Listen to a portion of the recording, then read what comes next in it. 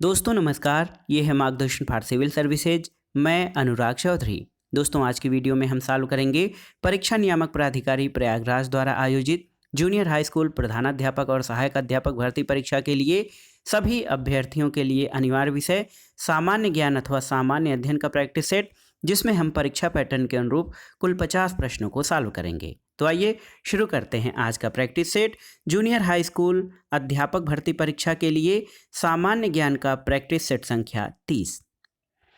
दोस्तों आज के प्रैक्टिस सेट का जो पहला प्रश्न है, देखिए बहुत ही महत्वपूर्ण है। गांधी जी ने किस धार्मिक ग्रंथ को अपनी माता कहा था, आपको बताना है। ऑप्शन है Ramayan, the new testament, Bhagavad Gita या फिर कुरान शरीफ। तो सही उत्तर है ऑप्शन सी, भगवत गीता। दोस्तों महात्मा गांधी ने भगवत गीता को अपनी माता कहा था और भगवत गीता से बहुत प्रभावित थे। अगला प्रश्न है, मोहम्मद गोरी ने जयचंद को किस युद्ध में पराजित किया था। तो सही उत्तर है चंदावर का युद्ध 1194। देखिए 11 जो है 94। देखिए 1194 ईस्वी में चंदावर के युद्ध में दोस्तों मोहम्मद गोरी ने कन्नौज के गढ़वाल राजा जयचंद को पराजित किया था। अगला प्रश्न है, जगन्नाथ मंदिर किस राज्य में है, आपको बताना है। तो सही उत्तर है जगन्नाथ मंदिर ओडिशा राज्य में स्थित है और ओडिशा राज्य के पुरी जिले में स्थित है। इस राज्य में प्रसिद्ध लिंगराज मंदिर भुवनेश्वर और कोणार्क का सूर्य मंदिर जो कि पुरी में है, ये स्थित है और ये सभी मंदिर नागर शैली में बनाए गए हैं। अगला प्रश्न है, एक चीनी यात्री है वेनसांग। दोस्तों देखिए बहुत ही महत्वपूर्ण है, वेनसांग किसके शासनकाल में भारत आया था। तो ये दोस्तों सम्राट हर्ष या हर्षवर्धन के शासनकाल में भारत आया था। दोस्तों उसने अपनी यात्रा के या भारत यात्रा के ऊपर एक ग्रंथ लिखा जिसे सी यू की कहा जाता है। तो वेनसांग दोस्तों हर्षवर्धन के शासनकाल में आया था और उसके यात्रा वृत्तांत को सी यू की कहा जाता है। अगला प्रश्न है दोस्तों, भारत का नेपोलियन किसे कहा जाता है। तो सही उत्तर है समुद्रगुप्त को। दोस्तों एक इतिहासकार रहे विंसेंट स्मिथ, इन्होंने अपनी रचना अर्ली हिस्ट्री ऑफ इंडिया में समुद्रगुप्त की वीरता और विजयों से प्रभावित होकर उसे नेपोलियन ऑफ इंडिया यानी भारत का नेपोलियन कहा है।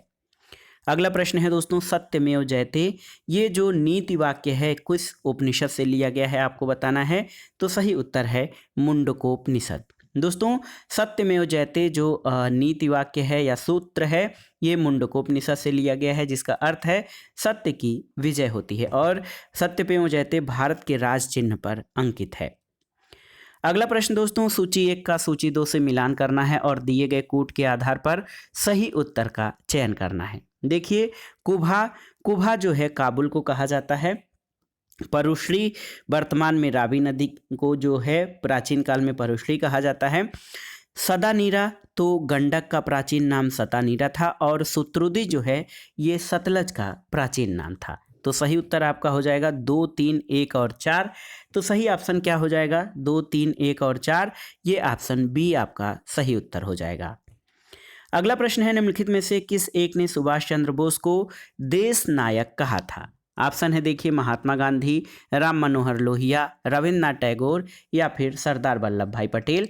तो सही उत्तर है रविन्द्रनाथ टैगोर ने। दोस्तों सुभाष चंद्र बोस को 1938 में भारतीय राष्ट्रीय कांग्रेस के अध्यक्ष बनने पर गुरुदेव रविन्द्रनाथ टैगोर द्वारा शांति निकेतन में देश नायक की उपाधि से सम्मानित किया गया था और महात्मा गांधी ने नेताजी सुभाष चंद्र बोस को देशभक्तों का देशभक्त कहा था।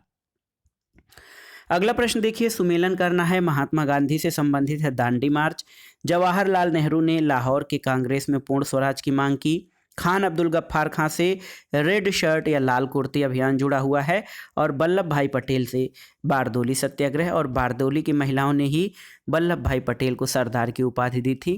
तो सही उत्तर हो जाएगा आपका 4। देखिए 1, 4, 2 और 3, 1, 4, 2 और 3 आपका ऑप्शन डी यहाँ पर सही उत्तर हो जाएगा। 1, 4, 2, 3 सही सुमेलन है। अगला प्रश्न है, सूची 1 का सूची 2 से सुमेलन करिए। दोस्तों भारत शासन अधिनियम 1935 ए का पहला, क्रिप्स प्रस्ताव 1940 बी का दूसरा। इसके अलावा देखिए क्रिप्स प्रस्ताव दोस्तों 1942, यहाँ पर देखिए भारत शासन अधिनियम 1935, क्रिप्स प्रस्ताव 1942 अगस्त प्रस्ताव जो है 1940 और बेबेल योजना 1945। तो इस प्रकार सही सुमेलन क्या हो जाएगा, देखिए 1, 4, 2 और 3। तो देख लीजिए 1, 4, 2 और 3 कौन सा ऑप्शन है, सही उत्तर आपका ऑप्शन बी हो जाएगा, 1, 4, 2 और 3। तो सही उत्तर आपका हो जाएगा ऑप्शन बी, 1, 4, 2, 3 सही सुमेलन। अगला प्रश्न है दोस्तों, सदाबहार किस्म के वन कहाँ पाए जाते हैं, मानसून जलवायु क्षेत्र में, मरु क्षेत्र में, भूमध्य सागरीय क्षेत्र में या भूमध्य रेखीय क्षेत्र में। तो सही उत्तर है सदाबहार किस्म के वन भूमध्य रेखीय या विषुवत रेखीय क्षेत्र में पाए जाते हैं। और इन वनों में चौड़ी पत्ती के सदाबहार वृक्ष जैसे रबर, एबोनी, बांस, बेंत, महोगनी आदि पाए जाते हैं। अगला प्रश्न है दोस्तों, हिमालयी पर्वत श्रृंखला किसका उदाहरण है, आपको बताना है। ज्वालामुखी पर्वत, अवशिष्ट पर्वत, ब्लॉक पर्वत या बलित पर्वत। तो सही उत्तर है बलित पर्वत। दोस्तों हिमालय पर्वत जो है ये वलित पर्वत या फोल्डेड माउंटेन का उदाहरण है, इसको मोड़दार पर्वत भी कहा जाता है। अगला प्रश्न है, कौन सी पर्वत श्रेणी भारत में स्थित है, अराकानियोमा, सुलेमान, साल्ट रेंज या फिर पीर पंजाल। तो सही उत्तर है पीर पंजाल। दोस्तों पीर पंजाल श्रेणी ये भारत में स्थित है, अराकानियोमा म्यांमार में, साल्ट रेंज पाकिस्तान में और सुलेमान श्रेणी पाकिस्तान में है। अराकानियोमा म्यांमार, सुलेमान और साल्ट रेंज ये पाकिस्तान में स्थित है, जबकि पीर पंजाल श्रेणी भारत में स्थित है। अगला प्रश्न है दोस्तों, भारत के कितने राज्य नेपाल के साथ सीमा साझा करते हैं। तो भारत के दोस्तों 5 राज्य नेपाल के साथ सीमा साझा करते हैं, जिसमें देखिए यूके यानी उत्तराखंड, इसके अलावा यूपी यानी उत्तर प्रदेश, फिर बिहार, बीएच हो जाएगा बिहार, और वेस्ट बंगाल, दोस्तों वेस्ट बंगाल आपका हो जाएगा WB, और सिक्किम। तो ये इतने 5 राज्य हैं जो नेपाल के साथ सीमा साझा करते हैं, उत्तराखंड, उत्तर प्रदेश, बिहार, वेस्ट बंगाल और सिक्किम। अगला प्रश्न है, निम्नलिखित का जोड़ा बनाइए। ये शहर और नदियों से सुमेलन करना है। जबलपुर नर्मदा नदी के किनारे है, पेरिस सीन नदी के तट पर, लंदन टेम्स नदी के तट पर और लाहौर शहर ये रावी नदी के तट पर स्थित है। तो सही सुमेलन क्या हो जाएगा, सही उत्तर हो जाएगा आपका 2, 3, 4 और 1। उत्तर हो जाएगा ऑप्शन ए।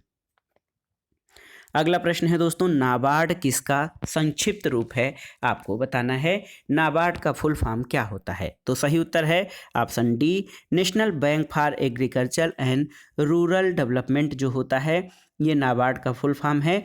और नाबार्ड की स्थापना 12 जुलाई 1982 को की गई थी। तो नाबार्ड जो है ये NABARD national bank for agriculture and rural development है। ये देश में कृषि और ग्रामीण विकास के लिए वित्त उपलब्ध कराने वाला शीर्ष बैंक है।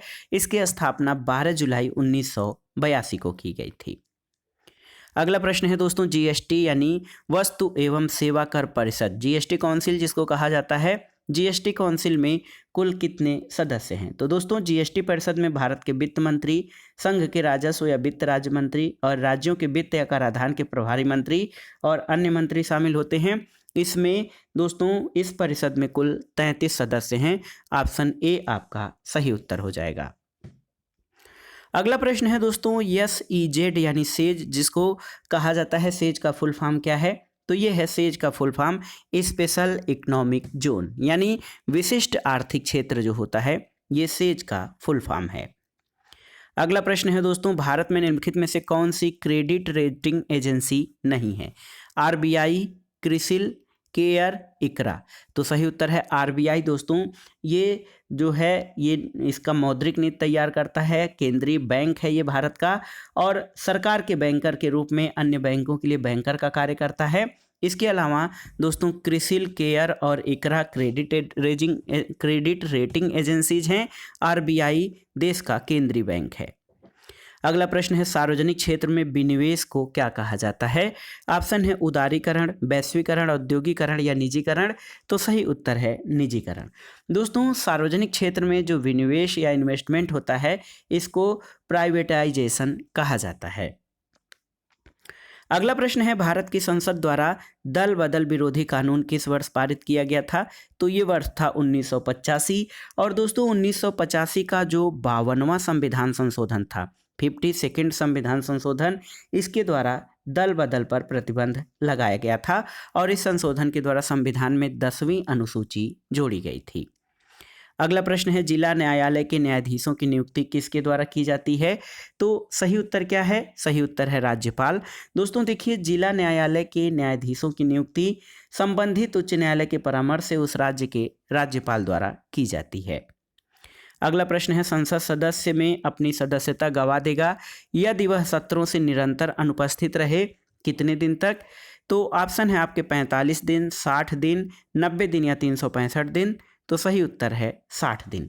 देखिए दोस्तों, संविधान के अनुच्छेद 101(4) के अनुसार यदि कोई संसद सदस्य संसद की अनुमति के बिना 60 से अधिक दिन की अवधि के लिए संसद के सभी अधिवेशनों में उपस्थित नहीं रहता है तो वह सदन उसके स्थान को रिक्त घोषित कर सकता है। तो ये है, लगातार 60 दिन तक अनुपस्थित रहने पर संसद सदस्य अपनी सदस्यता गंवा सकता है। अगला प्रश्न है दोस्तों, भारतीय संविधान के किस अनुच्छेद के अंतर्गत सर्वोच्च न्यायालय ने इंटरनेट की पहुंच को मौलिक अधिकार घोषित किया है? तो ये है अनुच्छेद 19। दोस्तों, भारतीय संविधान के अनुच्छेद 19(1)(a) के अंतर्गत सर्वोच्च न्यायालय ने इंटरनेट की पहुंच को मौलिक अधिकार घोषित किया है। अगला प्रश्न भी राज व्यवस्था से है, भारतीय संविधान के किस संशोधन अधिनियम द्वारा पंचायती राज व्यवस्था को संवैधानिक दर्जा दिया गया? तो सबसे आसान प्रश्न है, ये है 73वां संविधान संशोधन, जिसके द्वारा संविधान में भाग 9 जोड़ा गया। दोस्तों, इसमें संविधान में भाग 9 जोड़कर पंचायती राज व्यवस्था को संवैधानिक दर्जा दिया गया और 74वें संविधान संशोधन द्वारा 9 का जोड़कर नगर पालिकाओं को संवैधानिक दर्जा दिया गया था। अगला प्रश्न है, न्यूटन के प्रथम नियम को क्या कहा जाता है? तो सही उत्तर है, न्यूटन के प्रथम नियम को जड़त्व का नियम कहा जाता है। तो सही उत्तर जड़त्व का नियम है, न्यूटन की गति का पहला नियम।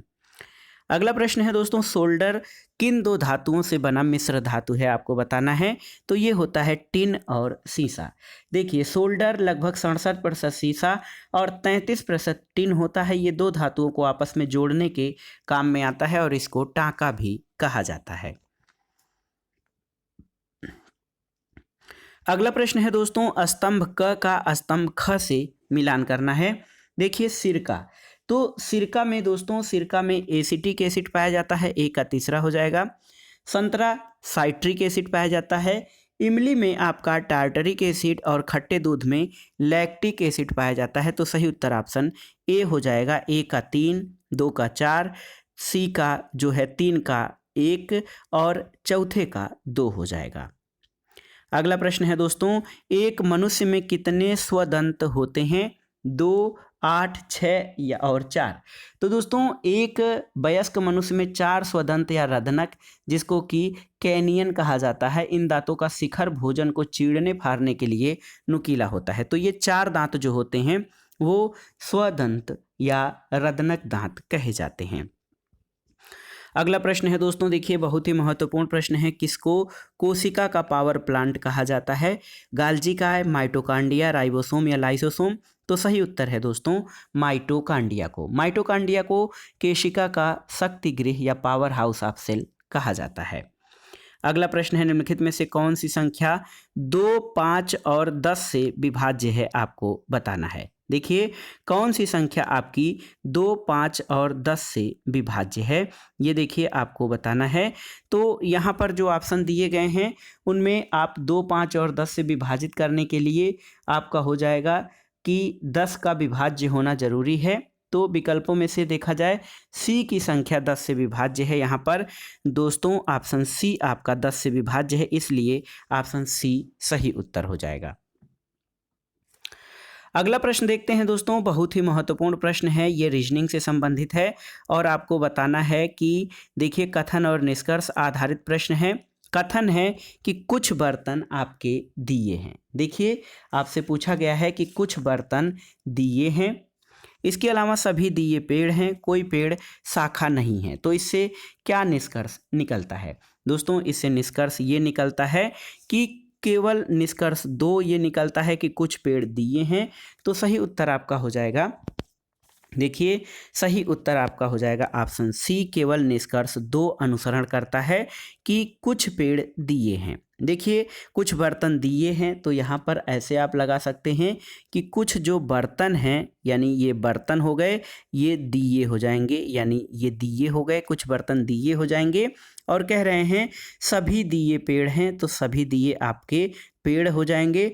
और कोई पेड़ शाखा नहीं है, तो शाखा अलग हो जाएगी, शाखा। तो इस आधार पर आपका निष्कर्ष 2 निकलता है कि कुछ पेड़ दिए हैं, क्योंकि यहाँ पर देखिए ये जो पेड़ हैं, तो यहाँ पर कुछ पेड़ आपके दिए हो जा रहे हैं। अगला प्रश्न है दोस्तों करंट अफेयर से। करंट अफेयर्स में है, अप्रैल 2021 में फ्रांस स्थित रिपोर्टर्स विदाउट बॉर्डर्स द्वारा जारी विश्व प्रेस स्वतंत्रता सूचकांक 2021 में भारत का कौन सा स्थान है? तो सही उत्तर है दोस्तों, विश्व प्रेस स्वतंत्रता सूचकांक में भारत का जो स्थान है 142वां है। ऑप्शन डी आपका सही उत्तर हो जाएगा। और इस सूचकांक में नॉर्वे पहले, फिनलैंड दूसरे और स्वीडन तीसरे स्थान पर है। अगला प्रश्न है, मार्च 2021 में संपन्न सेफ्टी वर्ल्ड T20 सीरीज 2020-21 का खिताब किसने जीता है? तो सही उत्तर है दोस्तों, इंडिया लीजेंड ने श्रीलंका लीजेंड को हराकर road safety world T20 series जीता है। अगले प्रश्न पर आते हैं दोस्तों, बहुत ही महत्वपूर्ण प्रश्न है हमारा। 30वां बिहारी पुरस्कार किसे प्रदान किया गया है?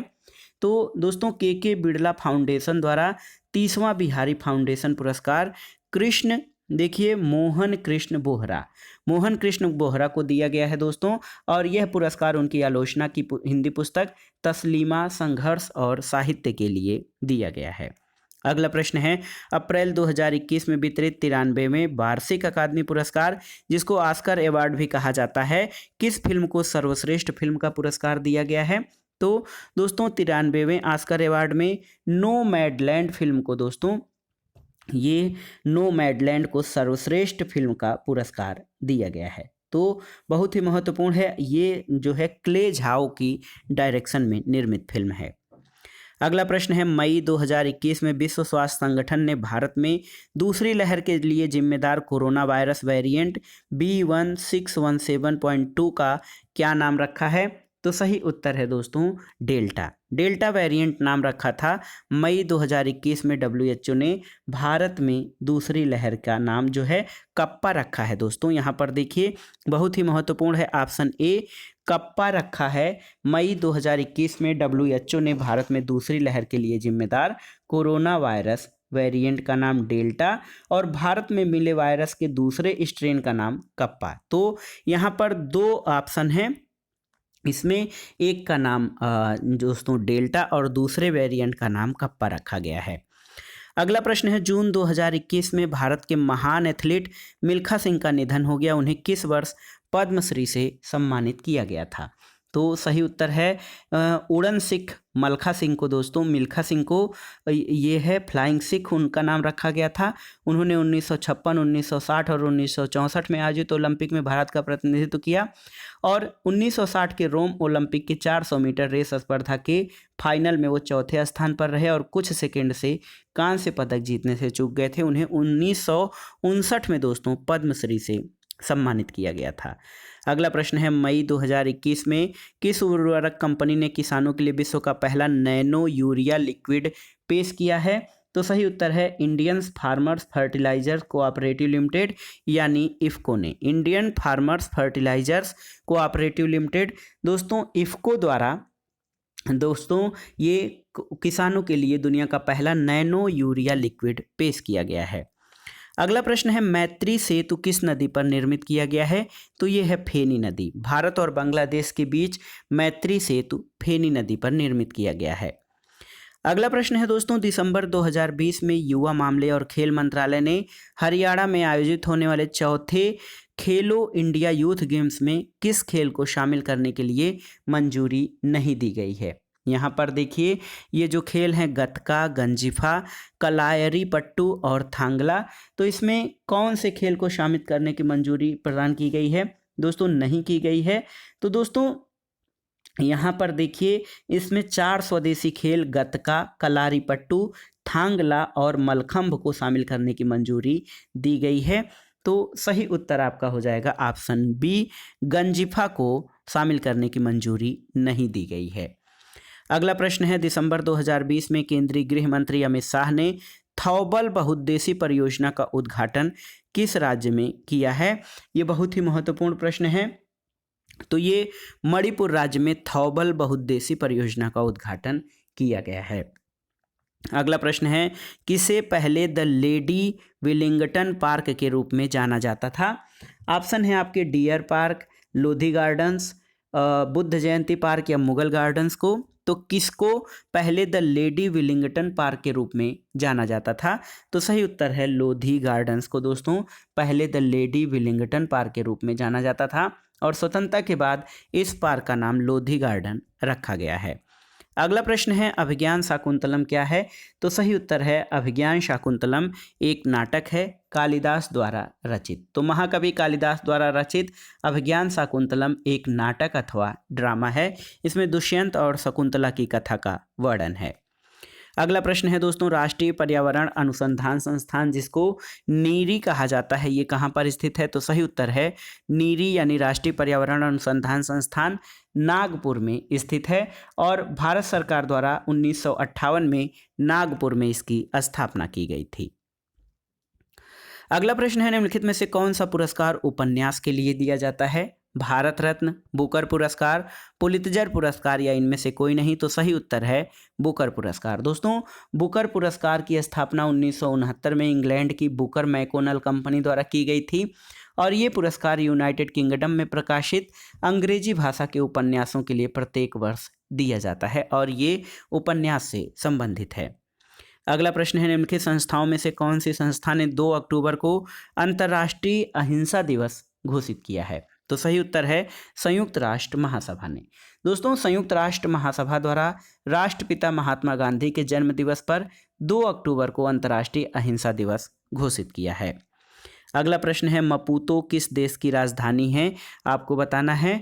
तो सही उत्तर है मपूतो दोस्तों अफ्रीकी देश मोजाम्बिक की राजधानी है। ऑप्शन सी आपका सही उत्तर हो जाएगा।